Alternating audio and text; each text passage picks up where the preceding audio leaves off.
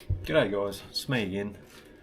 Gonna do something that I'm not really comfortable with doing, which is just sitting here gobbing off in front of the camera. But got a few things on my mind that have unfolded over the last few days, and I want to put it out there because it's just stewing on my brain, to do with the shooting world, etc. So to say, I feel like a goose talking to a camera, but I'm going to do it. There was a video released from a gentleman in Perth who basically explained how he started going through all the hoops of these new firearms regulations. And every hoop that he jumped through, they seemed to put another hoop in front of him. And he got to the point, this is a guy that's 20 odd years of owning firearms, and he just got to the point out of frustration that he just threw his arms in the air and give up. So when they started asking him to do TAFE courses of firearms training safety, 20 years odd having your firearms license, and he just threw his arms in the air and said, no, enough's enough, I give up. So now he's gone down the path of actually just collecting replicas of all things.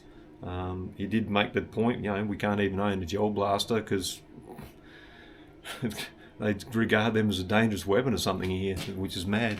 Anyway, where I'm getting to with that one is I shared that story on my Facebook page, and that actually sparked a bit of a conversation, I guess you can call it, with one of my newly acquired Facebook friends. They challenged me, and I think they made the first comment along the lines of what's a guy in Perth doing with guns in the first place, and then on private messenger they basically challenged me and said, "What, are you pro gun owner?" Blah, along those lines. Yeah, well, yeah, I got back to them, and I said, along the lines of, well, yes, I'm a licensed shooter and I do get out quite often to control the feral animals. But they come back on me, and basically their point of view was quite firm that only farmers have the need for a firearm. And when I came back to them along the lines of, well, not all farmers are shooters. In fact, not very many farmers that I know are shooters. That's it. Yeah, that's the concept. Not all farmers are shooters, and a lot of farmers that I actually shoot for plain simply admit that they're hopeless shots. So that's why they call on me to go out there and shoot for them. Shooting, as we all know in the shooting community, is a very specialised field. It takes time, it takes money, it takes a lot of dedication to hone in, because shooting is a skill, whether you like it or not. To get good at shooting, you've got to do a lot of it. And like any skill, you've got to do a lot of it. And this person just didn't seem to want to accept, because they seem to think that only the farmer needed the gun, and only they only needed the gun to protect the livestock. But I highlighted to them, all the farmers I know basically just have a flogged out old 22 sitting in the cupboard, and all they're going to do is shoot a sheep point blank range in the head when it's sick. That's all they're going to do. They're not out there to patrol their paddocks at night. They run a farm, they run a business. They are there to grow crops, they are there to raise their stock for the meat market. They're not going to be out there night after night prowling looking for the foxes. And I keep saying foxes because that's predominantly what I'm chasing, is foxes. So it's just got my head turning over. If that's the general outlook of the people in the urban areas, that only farmers need guns, and if that's the general outlook of the farmers, because I'm only ever hearing the argument why they need the firearms, blah blah blah. What about the shooting community? Guys like myself in a small country town where I'm out on a weekly basis, 75 foxes I've shot this year and counting. I know it's not huge tallies compared to some, but I tell you what, it's a hell of a lot more than the average farm shoots. And I'm saying too, confirmed kills. I've held them up in my head, dead, look, check the sex, had a good look over the condition of the animal. Poisoning. What are you going to do? Throw a whole bunch of beef jerky out there that's laced up with the poison, and you don't guarantee you're going to get the kills. You might see a dead fox here and there, but it's not a guaranteed 100% confirmed kill. It's not a quick kill either. It's a slow, horrible death for the animal when you poison them.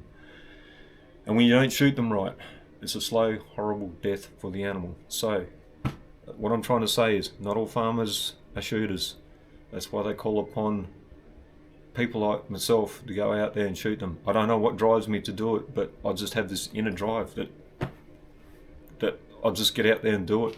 I am happy to walk around a paddock all night with a night vision to prowl around the lambing paddocks, but you know, farmers don't want to do that. Like I say, they've got a business to run. They're stuck on the farm day in, day out. Even the farm hands, I've seen this one time and time again.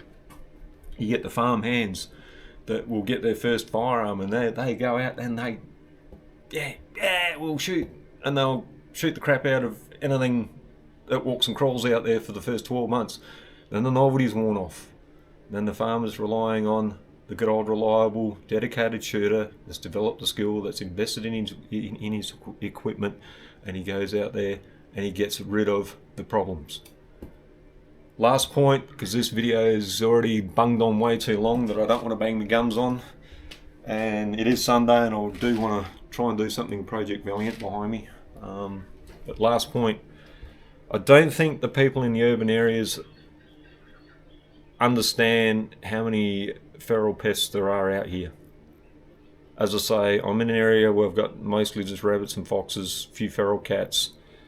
There are areas that are getting hammered by feral pigs. I don't think the people, especially those Muppets in Parliament, the Greens and the Labor Party, have got any idea how many feral animals there are out here. There's thousands of them. And they are smashing the wildlife. Absolutely smashing it. Have one fox come in and clean out your entire chook pen because it's fun for the fox. The fox doesn't need the food. It's just fun for the fox. I mean, please, ease up. Get the message out there and grow up. You do need us sporting shooters out there, and I guess that's what I need to point out. There is genuine need to have recreational hunters and shooters out there. Anyway, if you made it this far in the video, thank you, and just try and put a positive outlook out there for the shooters, not just completely bagged out. Because I'll finish it off too with saying that this person actually, the following day after that conversation, they deactivated their Facebook account, so I can only imagine. Anyway, thanks for hearing me rabbit and on. If you made it all the way this far, we really just need to change the mindset of the people out there, and until that point, I'll see you on the next one.